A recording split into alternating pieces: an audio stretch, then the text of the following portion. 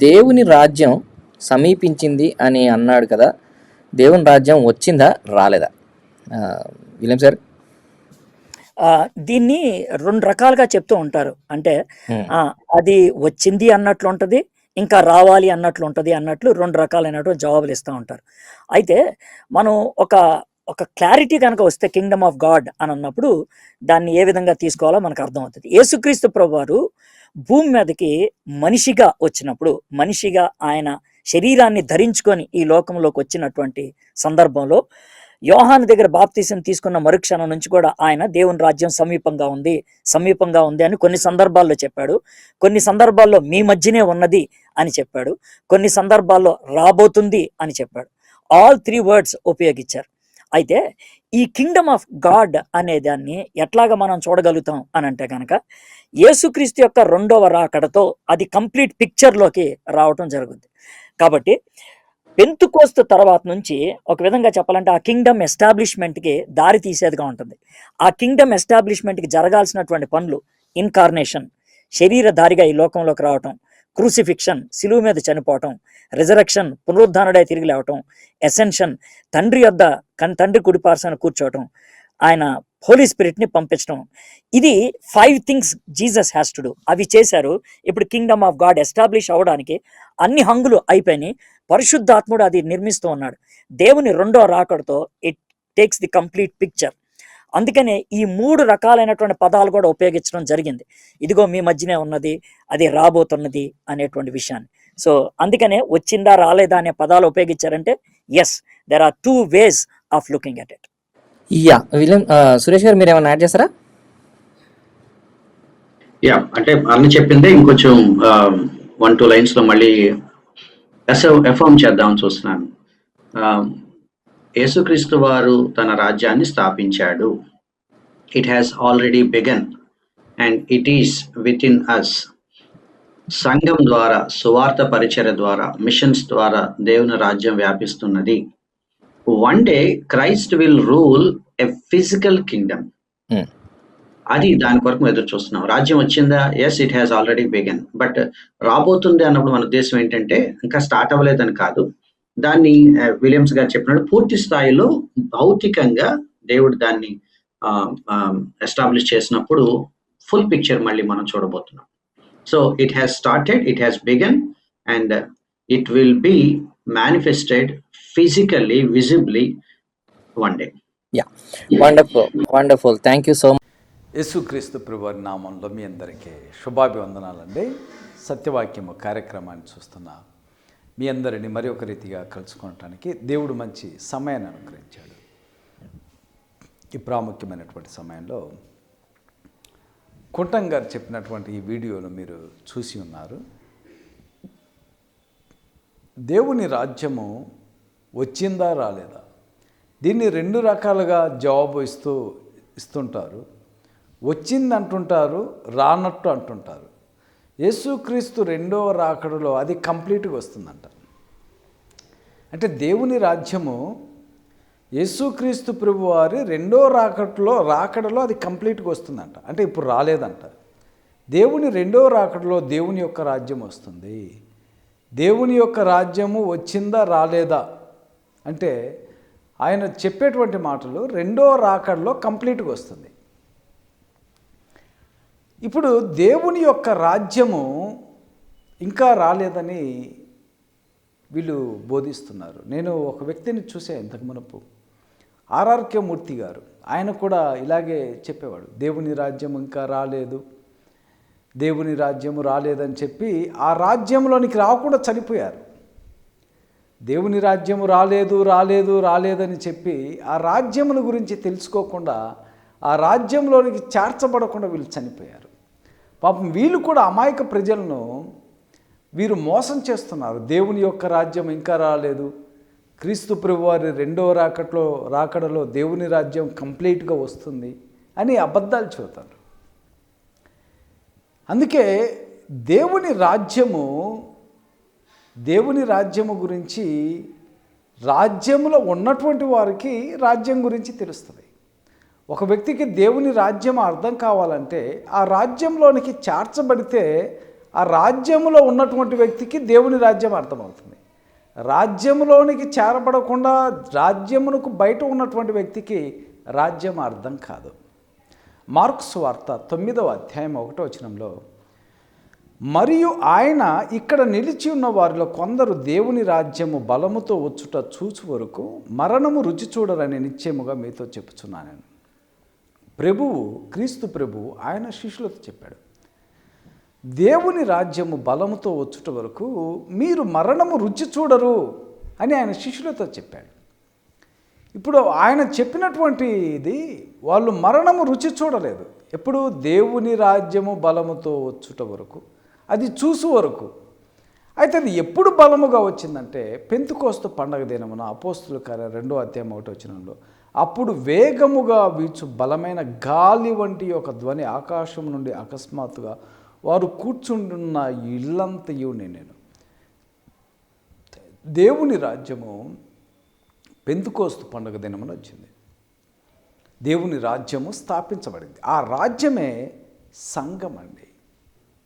రాజ్యమే సంఘము. లూకాసు వార్త 1వ అధ్యాయం 32వ వచనంలో, ఆయన గొప్పవాడై సర్వోన్నతుని కుమారుడు అనబడును, ప్రభు అయిన దేవుడు ఆయన తండ్రి అయిన దావీదు సింహాసనం ఆయనకిచ్చును, ఆయన యాకోబు వంశస్థులను యుగ యుగములు ఏలును, ఆయన రాజ్యం అంతము లేనిదై ఇండునని ఆమెతో చెప్పాను. ఇప్పుడు ఆయన రాజ్యము అంతము లేనిదై ఉండు, ఆయన రాజ్యమును ఏలును అని చెప్పాడు. ఆ రాజ్యమే ఏంటంటే సంఘమై ఉన్నది. దానియేలు గ్రంథం 2:44లో, ఆ రాజుల కాలంలో పరలోకమందున్న దేవుడు ఒక రాజ్యమును స్థాపించును, దానికెన్నటికి నాశనం ఉండదు. యెషయా గ్రంథం 2వ అధ్యాయం 2వ వచనంలో ఉన్నటువంటి ప్రవచనము, దానియేలు గ్రంథం 7, 13, 14 వచనాల్లో ఉన్నటువంటి ప్రవచనం. ఆ రాజ్యము సంఘం అండి. ఆ రాజ్యమే క్రీస్తు సంఘమై ఉన్నది. ఇప్పుడు రాజ్యము రాలేదు అంటే, ఆ ఒక వ్యక్తి ఆ రాజ్యంలోనికి రావాలి అంటే దేవుని వాక్యం విని విశ్వసించి మారు మనసు పొంది ఒప్పుకొని బాప్తీసం పొందినవాడు రాజ్యంలోనికి చేర్చబడతాడు. ఈ రాజ్యంలోనికి చేర్చబడటము అంటే సంఘములోనికి చేర్చబడతాడు. ఇప్పుడు దేవుని యొక్క రాజ్యము రాలేదంటే రాజ్యం అంటే ఏంటి? రాజ్యం అంటే సంఘము, రాజ్యము అని పిలువబడింది. పరిశుద్ధపరచబడి పరిశుద్ధులుగా ఉండటానికి పిలువబడిన వారే సంఘము. ఈ సంఘమే రాజ్యమై ఉన్నది. అందుకే కొలసీలకు రాసిన పత్రిక 1వ అధ్యాయము 13వ వచనంలో, ఆయన మనలను అంధకార సంబంధమైన అధికారములో నుండి విడుదల చేసి తాను ప్రేమించిన తన కుమారుని యొక్క రాజ్య నివాసులుగా చేసెను. ఇప్పుడు రాజ్యము రాలేదు అంటే ఆయన మనల్ని రాజ్య నివాసులుగా చేశాడని చెబుతుంది. ఇప్పుడు రాజ్యం వచ్చినట్ట రానట్ట అంటే ఆ రాజ్యమే సంఘమై ఉన్నది. ఇప్పుడు ఎవరైతే ఈ రాజ్యంలోనికి చేర్చబడినటువంటి వ్యక్తికి ఆ రాజ్యము గురించి తెలియదు. ఆ రాజ్యము తెలియాలి అంటే ఈ వ్యక్తి రాజ్యంలోనికి చేర్చబడాలి. ఆ రాజ్యంలోనికి చేర్చబడితే ఆ రాజ్యం యొక్క గొప్పతనం ఏంటో అర్థమవుతుంది. ఈ రాజ్యంలోనికి చేర్చబడని వానికి రక్షణ లేదు. రక్షణ లేనటువంటి వాడికి ఈ యొక్క రక్షణ యొక్క విలువ తెలియదు. రక్షణ విలువ ఎప్పుడు ఒక వ్యక్తి తెలుస్తుందంటే రక్షింపబడిన తర్వాత ఆ రక్షణ యొక్క విలువ ఏంటో తెలుస్తుంది. ఆ రక్షణ విలువ తెలియాలంటే ఆ రక్షణ విలువ ఎంత గొప్పదో తెలుసుకోవాలి, వినాలి, విశ్వసించాలి, మారు మనసు పొందాలి, ఒప్పుకోవాలి, బాప్తీసం పొందాలి. అప్పుడు వీరు రాజ్యంలోనికి చేర్చబడతారు. అయితే కుంటం గారు ఏమంటారంటే క్రీస్తు ప్రభు వారి యొక్క రెండో రాకడలో రాజ్యం అంతా కంప్లీట్గా వస్తుంది. చూశారండి నా మాటలు. అలాగే పేతురు రాసిన పత్రిక 2వ అధ్యాయం 9వ వచనంలో, అయితే మీరు చీకటిలో నుండి ఆశ్చర్యకరమైన తన వెలుగులోనికి మిమ్మల్ని పిలిచిన వాని గుణాతిశయములను ప్రచురము చేయు నిమిత్తము ఏర్పరచబడిన వంశమును, రాజులైన యాజక సమూహమును, పరిశుద్ధ జనమును, దేవుని సొత్తైన ప్రజలై ఉన్నారు. దేవుని ప్రజలై ఉన్నారు అని బైబిల్ చెబుతుంది. అలాగే మరి ఒక లేఖనంలో మత్తయి సువార్త 6:33 కాబట్టి మీరు ఆయన రాజ్యమును నీతిని మొదట వెతుకుడి, అప్పుడు అవన్నీ మీకు అనుకున్నప్పుడు. ఇప్పుడు రాజ్యమును నీతిని మొదట వెతకాలంటే, ఇప్పుడు రాజ్యము రాకుండా ఉన్నదనుకోండి, ఈయన చెప్పినట్లు మన రాజ్యమును వెతకాలంటుండు. యేసుప్రభు వారు కూడా చెప్పాడు, నా రాజ్యం అక్కడ ఇక్కడ ఉన్నదని వెతకవద్దు, అది మీ మధ్య ఉన్నదని చెప్పాడు. వీళ్ళు అపోస్తులు వెళ్ళి రాజ్యమును గూర్చిన సువార్త ప్రకటించారు. ఆ రాజ్యమును గూర్చిన సువార్త ప్రకటించినప్పుడు ప్రజలు దాన్ని అంగీకరించి వాళ్ళు బాప్తీసాలు పొంది రాజ్యంలోనికి చేర్చబడ్డారు. ఇంకా దేవుని రాజ్యము రాలేదు అంటే, దేవుని రాజ్యము వచ్చు వరకు మీరు మరణము రుచి చూడరని శిష్యులతో యేసుప్రభు వారు చెప్పాడు. మళ్ళీ ఇప్పుడు రాజ్యము రాలేదంటే అబద్ధమా? దేవుని రాజ్యము వచ్చింది అని బైబిల్ చెబుతుంది, రాలేదు అని కొంటని చెప్పి అనేకులను రాజ్యంలోనికి రాకుండా చెడగొడుతున్నాడు. ఈయన రాజ్యంలోనికి రాలేదు, రాజ్యంలోనికి వచ్చే వాళ్ళను కూడా రానివ్వకుండా ఇతను ఒక అడ్డుబండగా ఉన్నాడు. అంటే ఏ వ్యక్తి అయినా సత్యము తెలుసుకునేటువంటి వారికి సత్యము తెలుసుకోకుండా ఇతను ఒక అడ్డుబండగా ఉన్నాడు. దీనిని బట్టి మనకు అర్థమవుతుంది. అందుకే కొరింథీయులకు రాసిన మొదటి పత్రిక 15:24 అటు తర్వాత ఆయన సమస్తమైన ఆధిపత్యమును సమస్తమైన అధికారమును బలమును కొట్టివేసి తన తండ్రి అయిన దేవునికి రాజ్యమును అప్పగించును, అప్పుడు అంతమొచ్చును. ఈ భూమి మీద రాజ్యము స్థాపించబడింది. ఆ రాజ్యము గురించి ప్రవక్తలు అనేకులు ప్రవచించారు. ఆ రాజ్యము ఈ భూమి మీద ఉన్నది. ఆ రాజ్యము సంఘము. దానిని తీసుకువెళ్ళటానికి రాజు వస్తుంది. రాజు వచ్చి ఈ రాజ్యమును తీసుకువెళ్ళి తండ్రికి అప్పగిస్తాడు. ఒకవేళ రాజ్యముగిన రాకుంటే ఇక్కడ ఈ లేఖనం ఏంటి?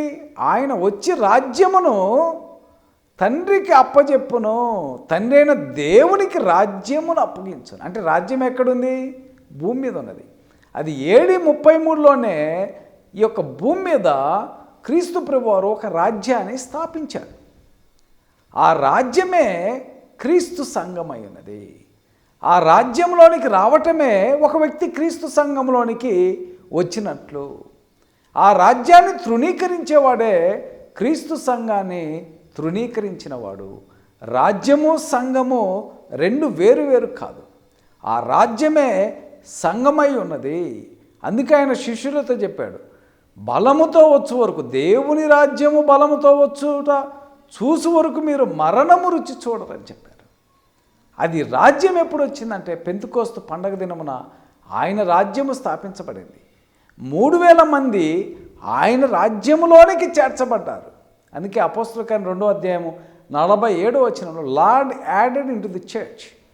ప్రభు వారిని సంఘంలోనికి చేర్చాడు. ఎవరిని? 3000 మందికి. ఒకడు నీటి మూలముగాను ఆత్మ మూలముగాను జన్మిస్తేనే వాడు దేవుని యొక్క రాజ్యంలోనికి ప్రవేశిస్తాడు. ఒక వ్యక్తి దేవుని రాజ్యంలోనికి ప్రవేశించాలంటే అతను బాప్తీసం పొందాలి. పొందినవాడు ఈ యొక్క రాజ్యంలోనికి ప్రవేశిస్తాడు. ఇప్పుడు రాజ్యం రాలేదంటే ఏంటి? రాజ్యం రాలేదు అంటే అర్థం ఏంటి? రాజ్యము రాలేదు కాదు, రాజ్యం వచ్చింది. కానీ ఈ కుంటమనబడినటువంటి వ్యక్తి రాజ్యంలోనికి రాలేదు. ఈయన రాజ్యంలోనికి చేర్చబడక ఈ రాజ్యంలోనికి, రాజ్యమనబడిన క్రీస్తు సంఘంలోనికి కుంటంగారు చేరలేక, ఈ సత్యాన్ని తెలుసుకోలేక ఇంకా రాజ్యం రాలేదంటున్నాడు. మీకు అర్థమైంటుంది. ఆయన ఈ రాజ్యంలోనికి చేరలేదు. ఈ రాజ్యాన్ని ఆయన తప్పుగా అపార్థం చేసుకున్నాడు. అందుకే ఆయనకు సత్యం అర్థం కాలేదు. ఆ రాజ్యమే సంఘమని, ఆ సంఘమే రాజ్యమని కుంటం ఎడ్వర్డ్ విలియం గారికి అర్థం కాలేదు. ఆయన దానిని తప్పుగా అపార్థం చేసుకున్నాడు. అందుకే క్రీస్తు ప్రభు వారి యొక్క రాజ్యము ఆయన వచ్చినప్పుడు వస్తుందంటున్నది. అది ఎంత తప్పు అబద్ధమో మరి వారు సత్యం తెలుసుకోవాలనేది మన యొక్క ఉద్దేశం. ఎడ్వర్డ్ విలియమ్స్ అనేటువంటి వ్యక్తి సత్యము తెలుసుకొని భూమి మీద ఉన్నటువంటి ప్రభువు స్థాపించినటువంటి రాజ్యంలోనికి వచ్చి ఆ రాజ్యం అనబడిన సంఘములో ఉండాలనేది మన యొక్క ముఖ్య ఉద్దేశమే. కానీ మళ్ళీ అతన్ని ఇది మనము విమర్శించేటువంటిది కాదు. చాలామంది తెలియక విమర్శిస్తున్నాడు అని విమర్శించట్లేదు. ఇది ఒక వ్యక్తికి తప్పు, అసత్యము, సత్యము అర్థం కావాలంటే అసత్యం ఏంటో తెలియచేయాలి. ఇప్పుడు అసత్యం ఏంటో తెలియచేయనప్పుడు సత్యం ఏంటో అర్థం కాదు. సత్యము అర్థం కావాలంటే అతను చెప్పింది అసత్యము అని తెలియచేయాలి. దీనిని విమర్శ అని అనరు. అంటే మూర్ఖులకి, బైబిల్ తెలియనటువంటి వాళ్ళకి, వారికి మాత్రమే ఇది విమర్శలా కనపడుతుంది. కానీ సత్యము తెలుసుకునేటువంటి వారికి ఇది ఒక మంచి మార్గము. సత్యం తెలుసుకోవడానికి, సత్యాన్ని తెలుసుకోవడానికి ఇది ఒక మార్గము. మూర్ఖుడికి, దుష్టుడికి, లోక సంబంధికి, సాతాను సంబంధులకి, వీళ్ళందరికీ కూడా ఈ సత్యం అనేది విమర్శలాగా కనపడుతుంది. అందుకని మనం వారిని విమర్శించట్లేదు. దేవుని రాజ్యము అది వచ్చి ఉన్నది. ఆ రాజ్యాన్ని స్థాపించడానికే ప్రభు వచ్చాడు. ఆ రాజ్యాన్ని స్థాపించాడు. ఆ రాజ్యాన్ని ఆయన పరిపాలన చేయుచున్నాడు. ఆ రాజ్యానికి ఆయన రాజై ఉన్నాడు. ఆ రాజు ఈ భూమి మీద రాజ్యాన్ని పరిపాలన చేస్తుండే. ఇది ఆత్మ సంబంధమైనది. ఆ రాజ్యమే ఆయన సంఘమై ఉన్నది. ఆ రాజు మరలా వస్తాడు, ఈ రాజ్యాన్ని తీసుకువెళ్తాడు, తండ్రికి అప్పజెబుతాడని బైబిల్ గ్రంథం స్పష్టంగా చెబుతుంది. సహోదరులారా, ఈ ఒక్క వ్యక్తి, కుంటం అనేటువంటి వ్యక్తి సత్యం తెలుసుకోవాలని ఆయన మాటలు విని రాజ్యం రాలేదనుకుంటే మీరు కూడా మళ్ళీ అసత్యంలో జీవించిన వారైతారు. ఇప్పటికే మీరు రాజ్యంలో లేరు. ఆ రాజ్యమే క్రీస్తు సంఘం. మీరు ఆ రాజ్యాన్ని తెలుసుకోవాలని నేను ప్రేమపూర్వకంగా తెలియచేస్తున్నాను. అందరికీ వందనములు.